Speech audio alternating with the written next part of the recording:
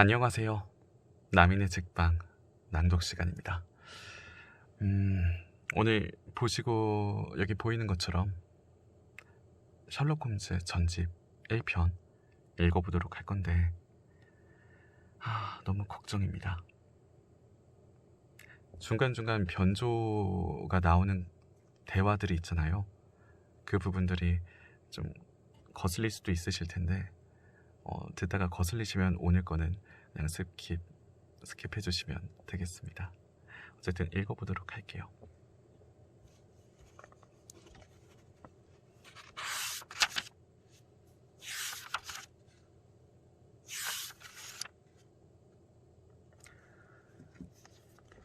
제1부 육군 군의관을 지낸 존 H. 왓슨의 회상.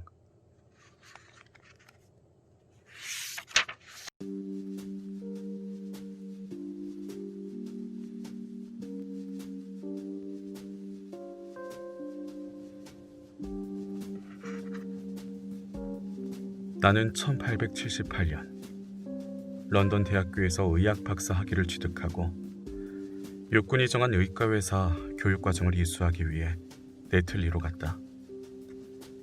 교육이 끝난 뒤에 나는 부외과의사로 노썸버랜드 제5보병 연대에 정식으로 배속되었다. 당시 연대는 인도에 주둔하고 있었는데 내가 부임하기도 전에 제2차 아프가니스탄 전쟁이 발발했다. 나는 분베이 부두에 내리자마자 내가 배속된 부대가 이미 적지 깊숙이 들어가 있다는 것을 알았다. 하지만 나는 비슷한 처지의 다른 장교들과 함께 부대를 찾아 떠났고 칸다하르에 무사히 도착한 뒤에 거기서 소속연대를 찾아 합류했다. 나는 즉각 새롭게 부여받은 임무에 착수했다. 제2차 아프가니스탄 전쟁에 참전한 군인들 다수가 승진하고 훈장을 받았으나 전쟁은 내게 불행과 재앙을 가져다 주었을 뿐이었다. 나는 제5연대에서 전출되어 버크셔 연대에 배속되었다가 마이완드 대전에 참전했다. 거기서 나는 어깨에 총탄을 맞았는데 그것은 쇄골화 동맥을 스치며 뼈를 으스러뜨렸다. 나는 당번병이었던 머레이의 헌신과 용기가 아니었다면 나는 흉악한 이슬람 전사의 소나기에 떨어졌을 것이 틀림없다. 머레이는 나를 짐 싣는 말에다 싣고 무사히 영국군의 진지까지 데려다 주었다. 부상을 입은 데다 장시간 신고를 겪어 쇠약해진 나는 다른 부상병들과 함께 열차편으로 페샤와르에 있는 기지병원으로 후송되었다. 여기서 몸이 회복되어 병상을 돌아다니고 베란다에서 일광욕을 할 수 있을 정도까지 되었으나 우리 인도령의 저주인 장티푸스로 덜컥 자리에 드러눕고 말았다. 나는 몇 달 동안 사경을 헤맨 끝에 겨우 의식을 되찾고 회복기에 접어들었다. 내가 너무 쇠약하고 소적해진 것을 보고 의무국에서는 당장 나를 본국으로 송환하기로 결정했다. 그래서 나는 영국으로 가는 수송선 오룬테스호를 탔고 한 달 뒤에 포츠머스 부두에 내렸다. 건강은 돌이킬 수 없을 정도로 망가진 상태였지만 정부의 배려로 앞으로 9개월간 요양에만 전념할 수 있게 되었다. 영국의 피부치라고는 없었으므로 나는 공기처럼 자유로웠다.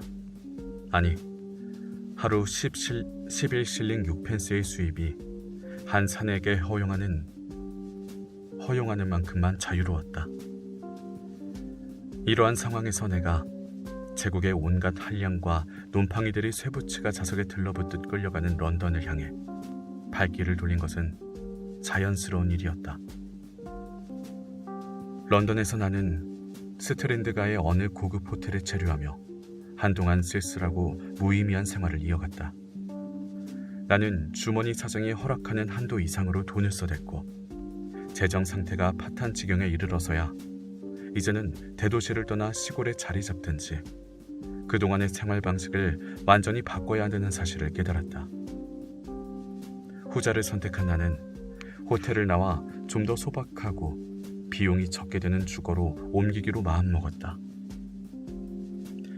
이렇게 결심한 바로 그날, 크리테리온 바에서 누가 어깨를 툭 쳐서 돌아보니 세인트 바솔로뮤 병원에서 나의 수술 조수 노릇을 하던 스탠포드 군이 눈앞에 서 있었다.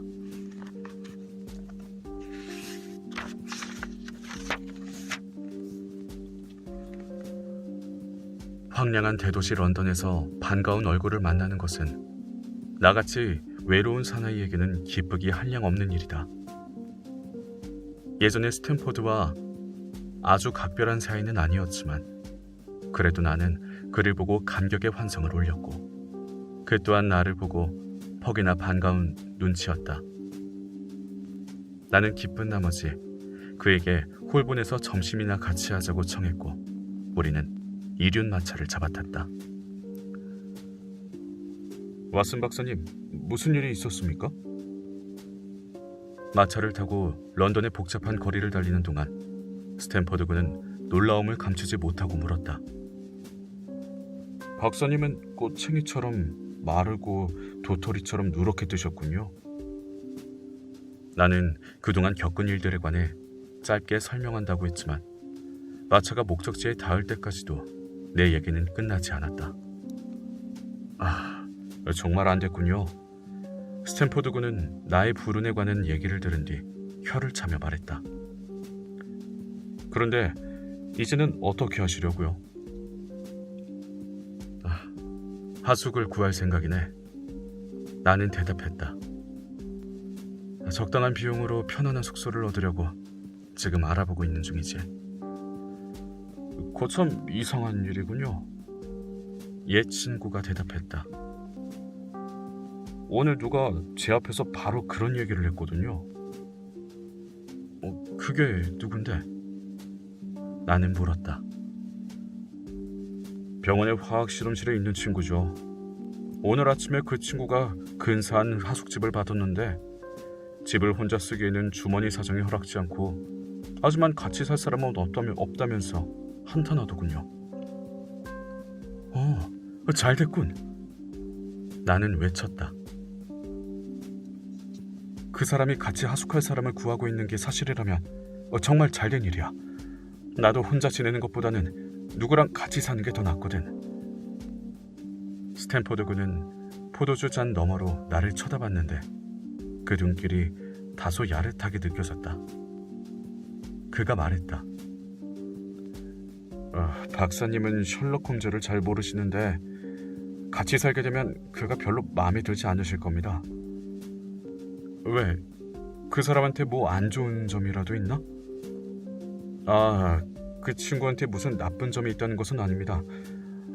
하지만 생각하는 게 약간 괴상하고 과하게 광신자죠. 사람 되면 점잖은 걸로 알고 있습니다만 의대 학생인가 보지? 나는 넌지시 물었다. 아니요, 그가 어떤 목표를 가지고 있는지는 잘 모릅니다. 셜록 홈즈는 해부학이 조예가 깊고 또 화학자로는 1급입니다. 하지만 제가 아는 한 체계적인 의학 공부를 한 적은 없습니다. 공부하는 분야는 산만하지만 희한한 지식을 머리에 잔뜩 담아두고 있어서 교수들까지 놀랄 정도입니다. 그의 목표가 뭔지 물어본 적은 없나? 나는 물었다.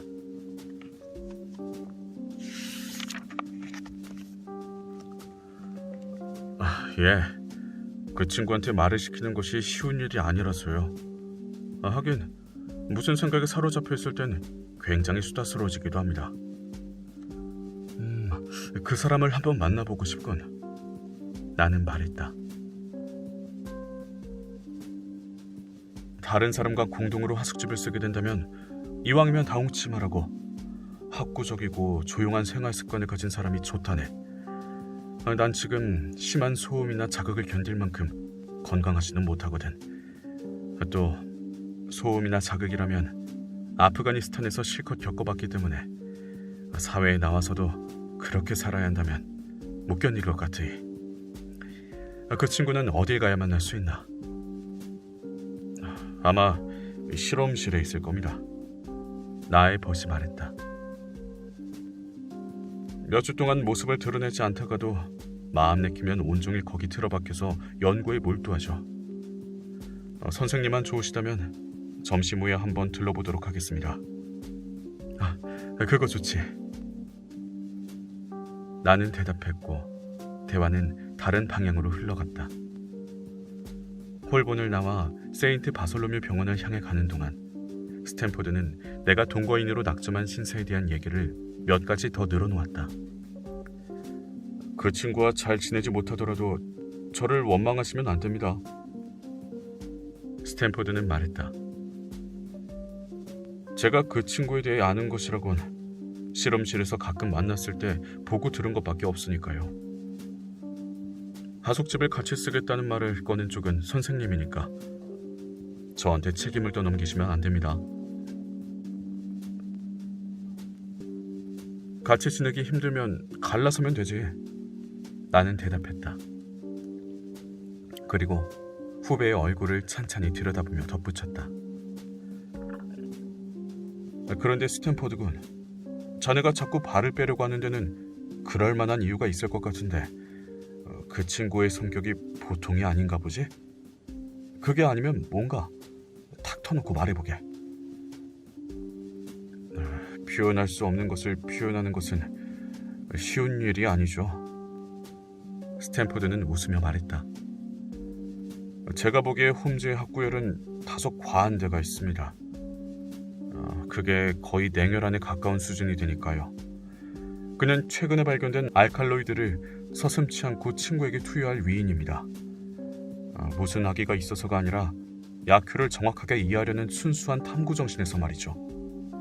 물론 공정하게 말하자면 자기 자신한테도 똑같은 행동을 할 거라는 얘기를 덧붙여야 할 겁니다.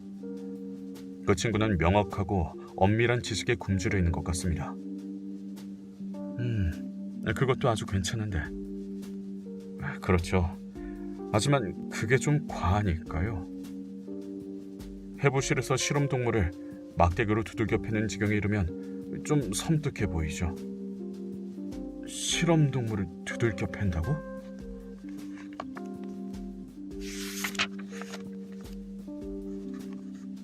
예, 사체에 멍이 얼마나 많이 생길 수 있는지 확인하기 위해서 말입니다. 저는 그 친구가 그런 짓을 하는 장면을 직접 목격했습니다. 근데 그가 의대생이 아니라고? 예, 그 친구의 연구 목표가 무엇인지는 아무도 모릅니다.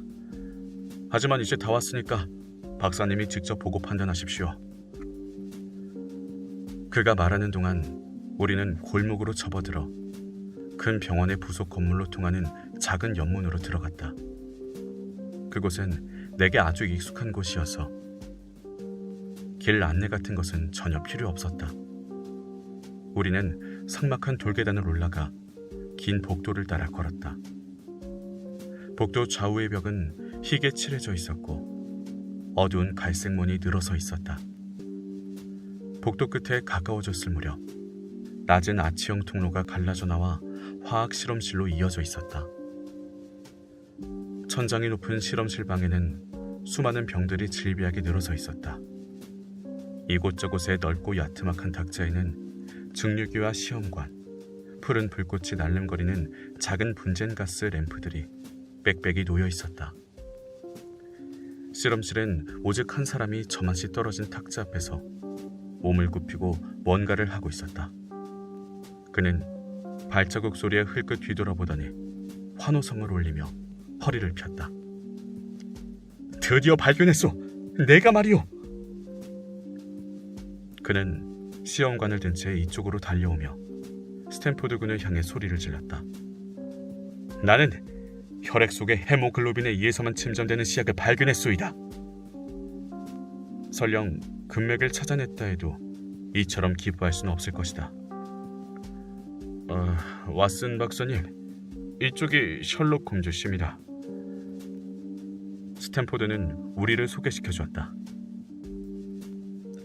안녕하십니까? 그는 정이 담뿍 담긴 목소리로 인사하며 내 손을 쥐었는데 그의 손아귀 힘이 만만치 않았다. 아프가니스탄에 있다고 오셨군요. 대관절 그걸 어떻게 하셨습니까? 나는 깜짝 놀라 물었다. 아, 신경 쓰지 마십시오. 그는 혼자 쿡쿡 웃으며 말했다. 이제 문제는 헤모글로빈이 존재하는지 여부입니다. 이 발견의 의미를 아시겠죠? 화학적으로는 대단히 흥미스러운 발견임에 틀림없습니다. 나는 대답했다. 하지만 실용적으로는... 아니, 이보십시오. 이건 근래 들어 가장 실용적인 법의학적 발견입니다. 이게 피자국이 있는지 여부를 밝혀내는 백발백중의 검사법이라는 걸 모르신단 말입니까? 자, 이리 좀 와보세요. 그는 핏대를 세우며 자신이 연구하고 있던 탁자로 날 잡아 끌었다. 어디 피를 좀 내야겠군요. 그는 긴 핀셋으로 손가락을 찌른 다음 피를 한 방울 내어 피펫으로 빨아올렸다. 자, 소량의 혈액을 물 1리터에 섞겠습니다. 보시다시피 이 혼합액은 순수한 물과 다를 바 없습니다.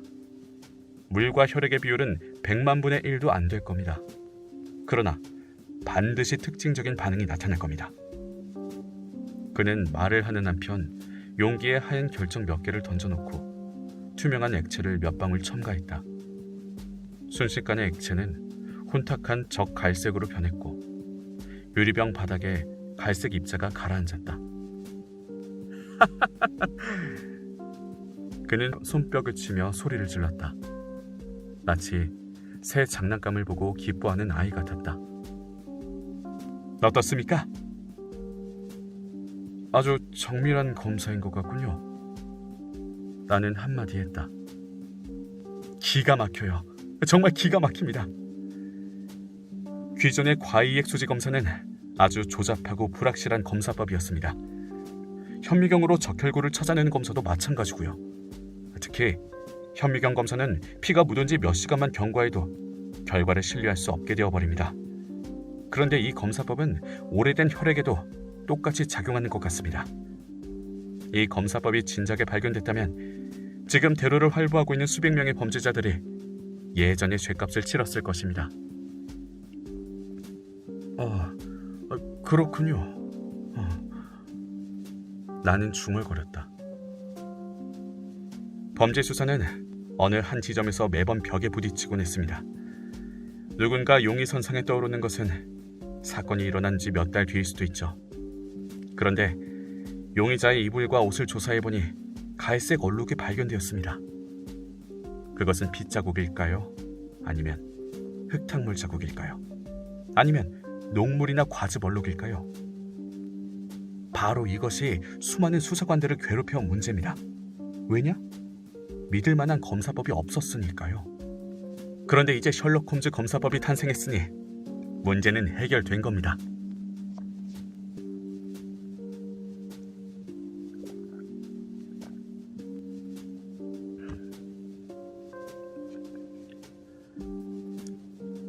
그는 눈을 빛내며 말했다.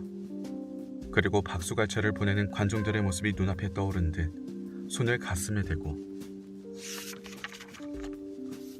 정중히 인사했다. 축하드려야겠군요. 나는 그의 열광하는 모습에 눈이 휘둥그레져서 말했다. 작년 독일 프랑크푸르트에서 폰 비쇼프 사건이 터졌죠. 그때 이 검사법이 있었다면 그자는 분명히 교수대로 직행했을 겁니다. 또 브래드포드의 메이슨과 악명 높은 멀러, 프랑스 몽펠리에의 르페브르, 미국 뉴올리언스의 샘슨이 있습니다. 나는 이 검사법을 통해 결정적으로 유죄를 입증할 수도 있었을 사건을 한 20가지는 알고 있어요. 홈즈 씨는 영락없이 걸어다니는 범죄 영감이십니다. 스탠포드는 웃으며 말했다. 그런 내용을 가지고 신문을 만들어도 되겠습니다. 신문 이름은 경찰 구문으로 하죠.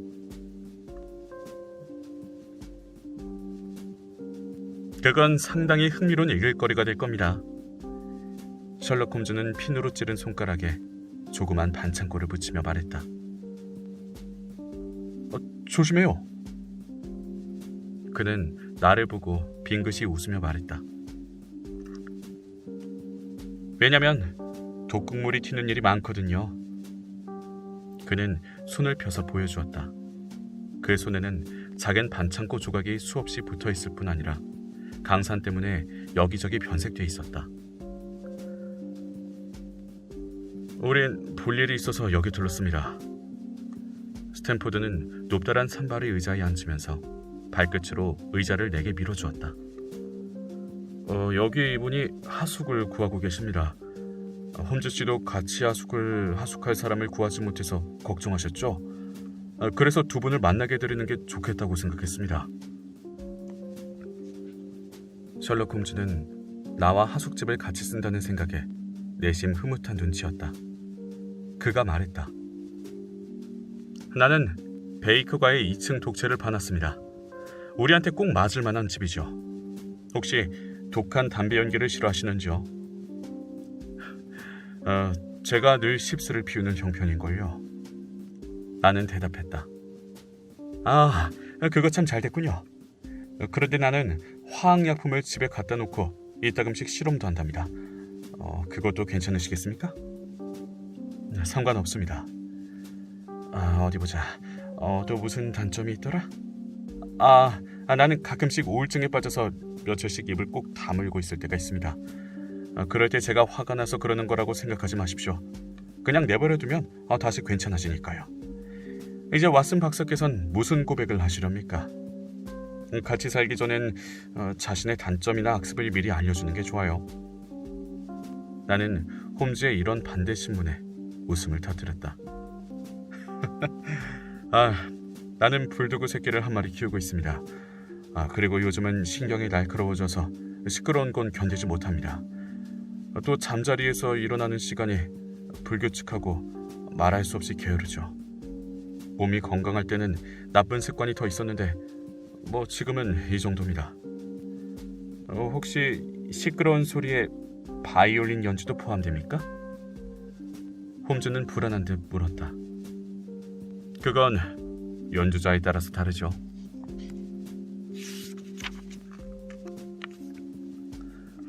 나는 대답했다.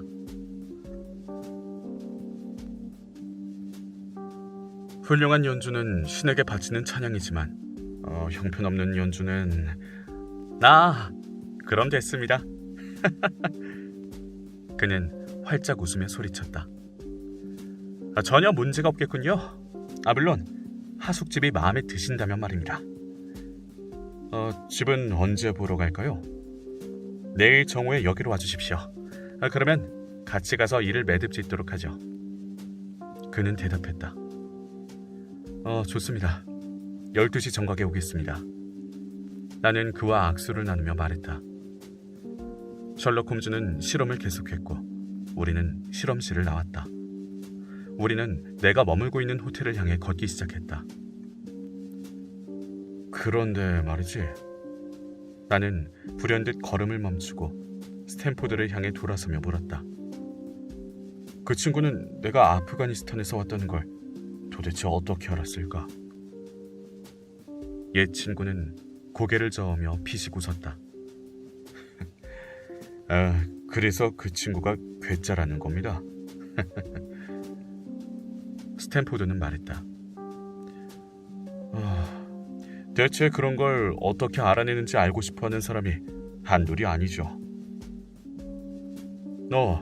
그럼 그게 수수께끼란 말인가? 나는 두 손을 비비며 외쳤다. 그거 참 재밌군. 난 자네가 우리 둘을 맺어준 것에 대해 정말 감사하네. 인류의 진정한 연구 대상은 인간이다 라는 말이 있자는가. 그러면 그 친구를 연구 대상으로 삼으면 되겠군요.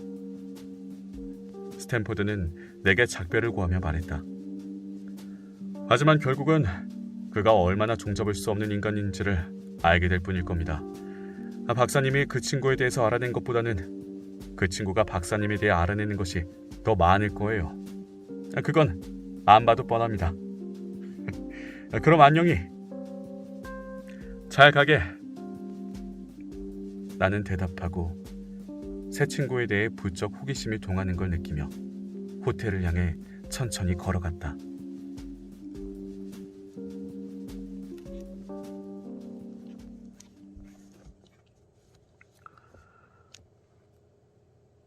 네, 이렇게 1장을 한번 간략하게 읽어봤습니다. 역시나 힘들고 많이 틀리네요. 너무 힘든데 어쨌든 한번 읽기 시작했으니까 앞으로도 종종 읽어보도록 하겠습니다.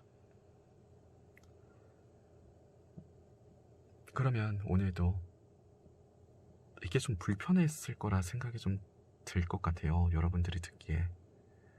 그리고 잠방을 하기엔 이게 별로 괜찮지도 않을 것 같아서 걱정이 되는데 한번 그래도 읽어보는 게 좋지 않을까 싶어서 읽었는데 어쨌든 자고 계실진 모르겠는데 오늘도 편히 주무시고 좋은 꿈 꾸시길 바라겠습니다. 그러면 다음 시간에도 또 만나 뵙도록 할게요. 안녕히 주무시고 좋은 꿈 꾸세요. 잘 자요.